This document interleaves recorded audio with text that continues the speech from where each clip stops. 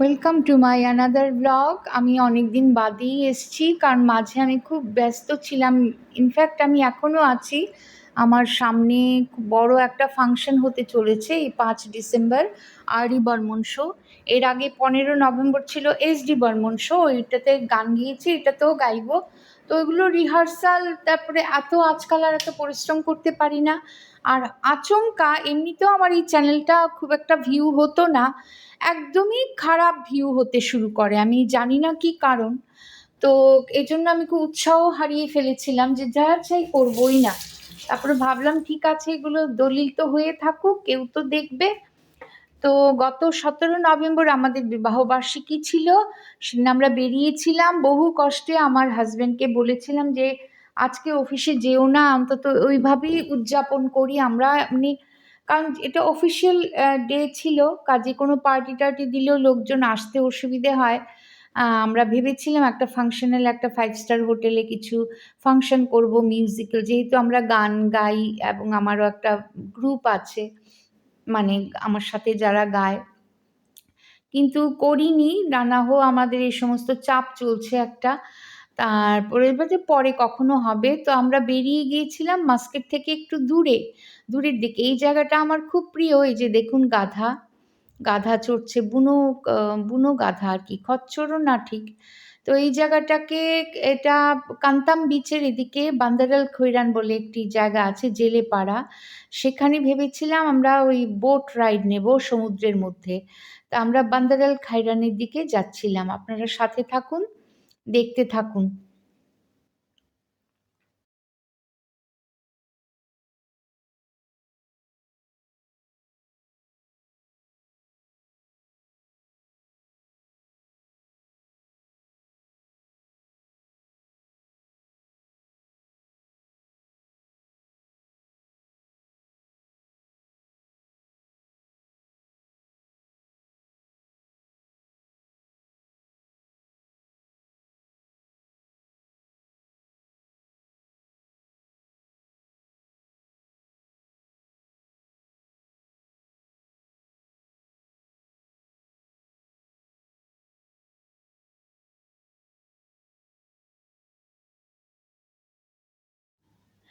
পাহাড় কেটে কেটে বানানো রাস্তা, এই যে বান্দারাল খাইরান এসে পৌঁছেছি।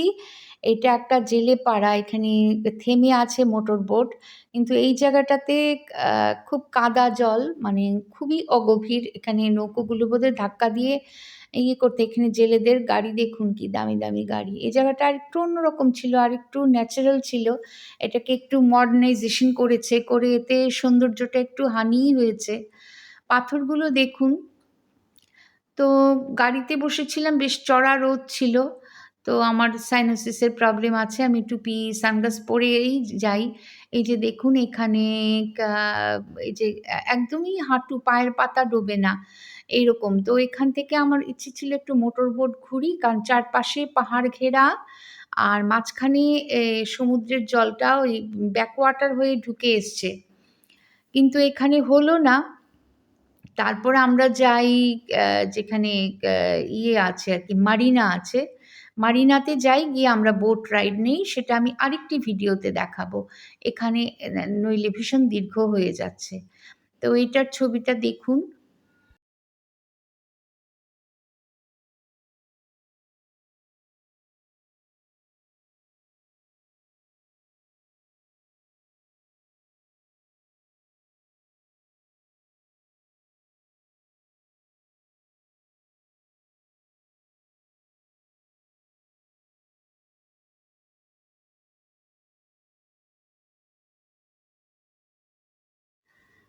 তারপর আমরা ফিরে যাচ্ছি, আবার একই রাস্তা দিয়ে ফিরে যাচ্ছি। খা করে দুপুরবেলা তো, বেরোতেই প্রায় 11টা 10:30 হয়ে গেছিল। খা করে একদম এই ছাগলগুলো, বুনো ছাগল বা এই গাধাগুলো খায় কি এরা? এদের এত হাড় জিরজিরে চেহারা। কারণ খুব একটা, মানে ঝোপঝাড়ও খুব একটা নেই। এইরকম আরকি। মাঝে কিছু ছোট মরুদ্যান দেখা যায়। সেখানে খেজুর গাছ নিয়ে হয়তো লোকাল লোকেরা আরকি। আর ওই পাহাড় কেটে কাজ চলছে। কত যে কাজ হচ্ছে, কিন্তু এই রাস্তাটার মান অত্যন্ত উন্নত। One of the best road. আর একটু এগোলে আমি দেখাচ্ছি।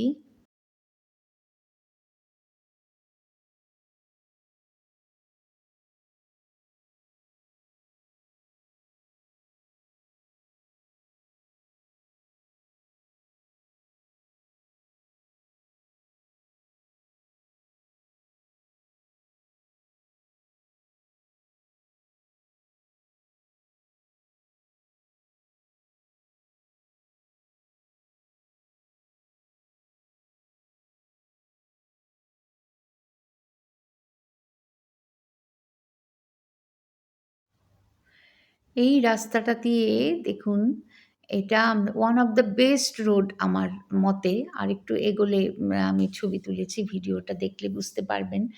কি মানে এটা আমার খুব প্রিয় জায়গা, খুব প্রিয় জায়গা এই জায়গাটা। সামনেই আছে একটা স্পট, সেখান থেকে দূরে সমুদ্রটা দেখা যায়।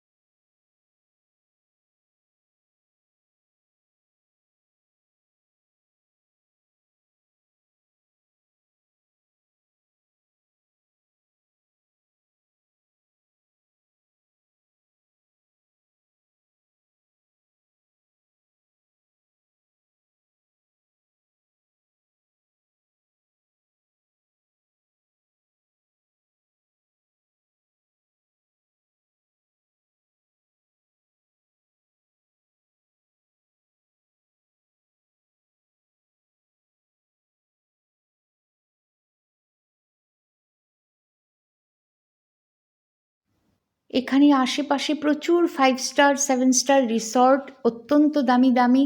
বিদেশিরা আসে, আর বিশেষ করে এই সময় অক্টোবরের শেষ থেকে মার্চের প্রথম পর্যন্ত অত্যন্ত ভালো ওয়েদার থাকে, মানে 20 থেকে 30-এর মধ্যে, 27 ডিগ্রি সেলসিয়াসের মধ্যে তাপমাত্রা, অসম্ভব মনোরম থাকে।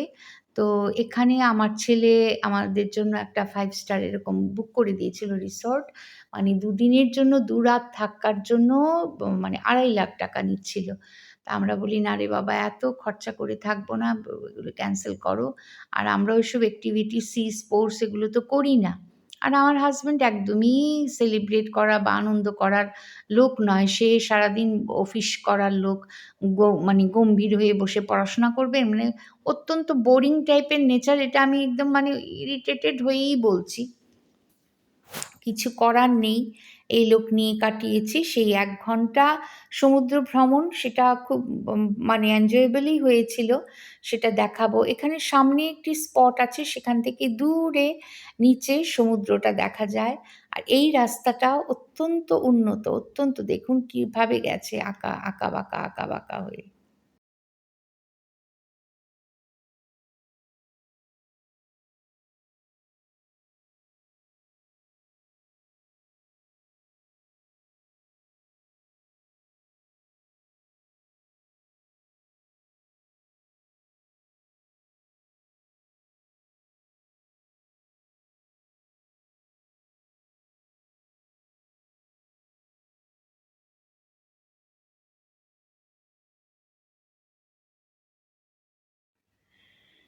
এই যে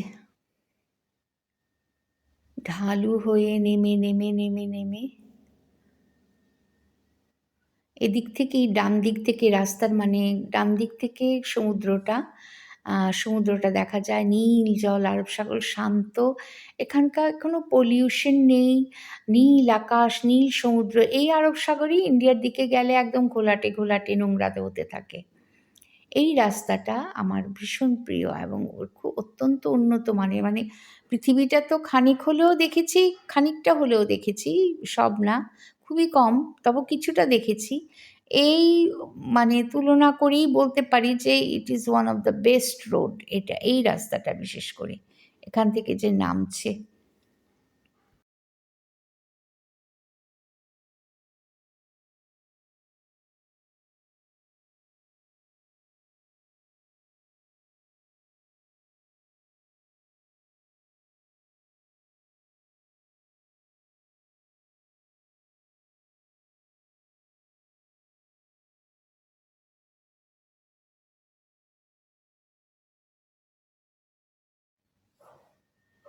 এই যে দূরে সমুদ্র দেখা যায়, এই জায়গাটাতে গাড়ি থেমে থাকে, থেমে থেমে আমরাও একটু থেমেছিলাম, কিন্তু নামিনি। কিছু ওমানি নামছিল, দুপুরবেলা তো একদম খাঁ খাঁ করে, চেয়ার টেয়ার নিয়ে আসেনি সেভাবে, প্লাস্টিকের চেয়ার টেয়ার বা বসে থাকার চেয়ার টেয়ার নিয়ে আসলে এখানে বেঁধে দিয়েছে দূরে অনেকটা খাই, কিন্তু নিচে গভীর খাদ সমুদ্রে। তো যাই হোক, খুব ভালোই লাগছিল। তারপরে আমরা এখানে মারিনাতে যাই, ওখানেই লাঞ্চ করি। এই রাস্তাটা, এই রাস্তাটা একেবারে সাংঘাতিক রাস্তা। এই যে কান্তাম বীচ থেকে ফেরার সময় আর কি, আস্তে আস্তে আমরা সমতলের দিকে মাস্কেট নগরীতে নামছি, ডিসেন্ডিং হচ্ছে আর কি এখন।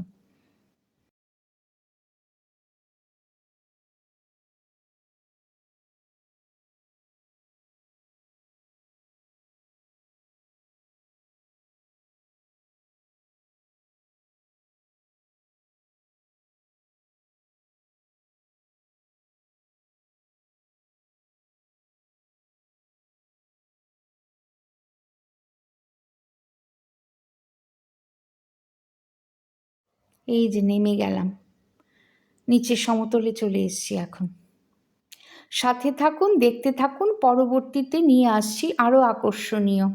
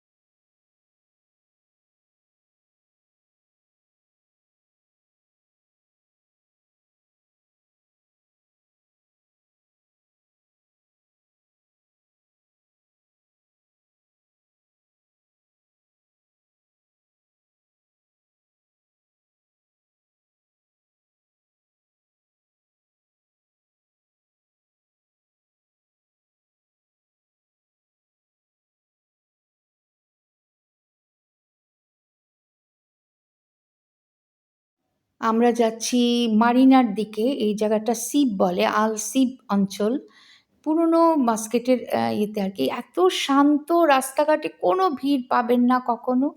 মারিনার জন্য আলাদা ভিডিও আসছে, সাথে থাকুন, দেখতে থাকুন।